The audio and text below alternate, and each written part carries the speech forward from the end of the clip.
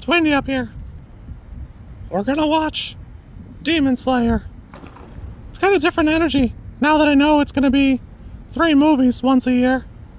I don't know. So, it'll be fun, but I don't know. It's different energy for me now. We're actually on the wrong side of the parking garage. I'm just walking around, messing around. I also wanted to show this to you guys because they do a really good job with them here. You just can't see it from the garage. We watched Demon Slayer Infinity Castle. It's titled Part 1 in some areas, and I think it's funny that here it doesn't seem to be. I just can't seem to find any, promo material that says that. I don't know. For me, I didn't care for it.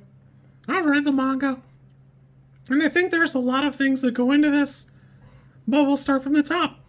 I think about 80% of the people who went and watched Mugen Train knew what Demon Slayer was, or watched a couple episodes, that type of thing.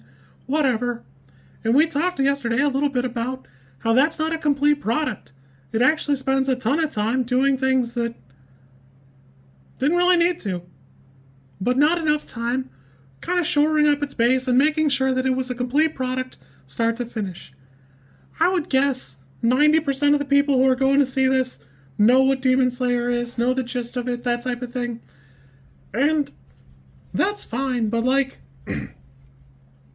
even from the rip, I was a little surprised that, the first 15-20 minutes weren't the last, little bit where they're fighting Muzan outside, and Tamayo pounces on him or whatever she does, and then it cuts straight to they all drop in the castle. I actually think it's really weird that, we don't get that snippet, and then we go straight into the Infinity Castle. I'm going to try to separate the spoilery bits till way later in this video, and I'll try to make it, I think I'll do okay. Good luck, everybody. But I think the problem here is pacing. And UFOTable is doing great. I think it's doing a good job, but doing a 1-to-1 adaptation of the manga is hurting it very severely, in my opinion, because personally, I didn't love the manga, but the manga is written in such a way to go chapter to chapter. The chapters are very neat, bookends to each other sometimes, and I think going straight through chapter to chapter and making it A for A is hurting it as a product. The whole movie here feels like it's got Naruto syndrome. Every time you get into a fight, you can bet there's gonna be a weird flashback and some yap about their history. I thought for sure Domo would be the worst of the bunch, but he's not. God, is he not? Shinobu's gonna get one, Zenitsu and his dumb brother are gonna get 2, then, God, I'm surprised Tanjiro only gets 2. Akaza gets 1. I don't think Giyu gets 1. Well, he kinda does, but not the same way. It's not as bad. Shinobu, I'm sure Kanao will have 1 soon. Genya didn't get 1. But most of the characters get a weird flashback bit that all of those things probably could have been scraped up, scooped up, and put there in the beginning.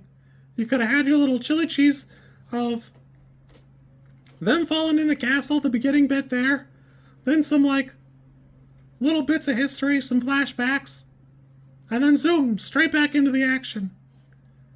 I gotta be honest with you, I had to go back and look because everything does seem pretty much A for A right from the manga. And like I said, there are parts where that's good and parts where it's bad. It's hard to compare this to anything else because, I love Jujutsu Kaisen, but it's not without its flaws. Weirdly, Jujutsu Kaisen's got a movie coming out that seems like it's half last season and half this season. Dan just had a premiere. And then we're going to get the Reze arc out of Chainsaw Man, which, I don't know, I think that'll be cool, but I'm not sure switching to movies is the way to go. Crunchyroll's a great example of why it's not in a lot of cases. Go find the Cowboy Bebop movie and you tell me that it's a great idea. It ain't. I don't want to harp on it too much, but I think Demon Slayer overall is a little too much jam-packed with the kids. It's actually weird that Tanjiro and company are always there when they fight an upper immune. I just don't need to see them all the time. It's actually weird that they're as much as they are. The Hashira themselves are characters enough, but they get shoved to the side for these kids, and these kids just don't do it for me. It's actually weird they don't kill Nezuko. The master's just like, man, it's not that big of a deal. Let her live, fine. This is a perfect example of having your cake and eat it. You could have shut him down like there. Right there. And I understand part of this is like not losing their humanity to, whatever, the demons and such. And every demon needs to have had some bit of humanity that they left behind. And it's just, I don't know. The overarching themes don't carry enough. And so much of this stuff just seems like they're throwing things at a wall. Tanjiro's love for demons, or like his ability to bond with anybody, it actually is a negative thing here because it's all the time and it just seems like it never goes away. I don't need him to bond with Akaza. I actually kind of hate that, to be honest. And him having like a heart-to-heart with every demon he sees, I don't know. I just don't know. Moving forward, Zenitsu seems like he's a completely different dude. He locks in and goes straight for it. It's actually so strange that like my daughter had to question it. She goes, why? Is that maybe not him? It's him. It's him. But, thank God, because I actually find Zenitsu insufferable almost all the other times.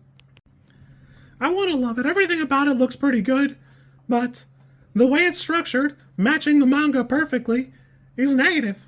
Going on from this point forward, there are going to be a couple of spoilers. There should be obvious things to you, and nobody watches the movies I knew. Don't worry about it. It's probably fine. I don't need to see Akaza for 30 minutes living his life. It's such a weird contradiction because it's only mentioned in like a couple of minutes that Muzan flashed his brain open and like he forgot everything. So it's kind of corny that like he spends 30 minutes of this movie harping on about it. I don't care. Weirdly, I think Akaza and Doma have great character design. It's super funny to me that Zenitsu's brother has terrible character design and basically looks like garbage. Like, he's described as an upper 6, but he lost to Zenitsu. He was pretty much the biggest bozo there. Who cares? Speaking of Doma, I want to like him. I want to enjoy his power. But, I don't know, I just don't care. At least he had the good gall for his backstory to be brief. Although even that seems like it's dragging its feet. Gosh, this probably could be 2 movies instead of 3 if they just stopped yapping about their stupid backstories. I legitimately think that Akaza's thing is 30 minutes long. Like, I'm gonna probably time it when it comes out so I can like download it and check it. I'm pretty sure it's 30 minutes. And I'm sure a lot of it's like A for A out of the manga, but it's just not necessary. As a product, it feels slow. It's like you're going pretty quick at a good pace, and then it kind of like flops off the rail for a few minutes. It's kind of rough. Speaking of, right before that, it's Akaza and God, it's the water guy. Giyu and Akaza are fighting, and there at the end, it's like a weird clip show. It happens a couple times in the movie, but it's right here, and then it's later in Akaza's little flashback dream world.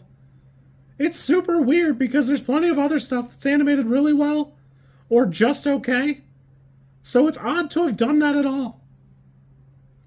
There's also a problem where a couple times the CG just looks bad. There's one with the fire, and then later when the Earth guy throws his like sphere thing, it's just real jarring.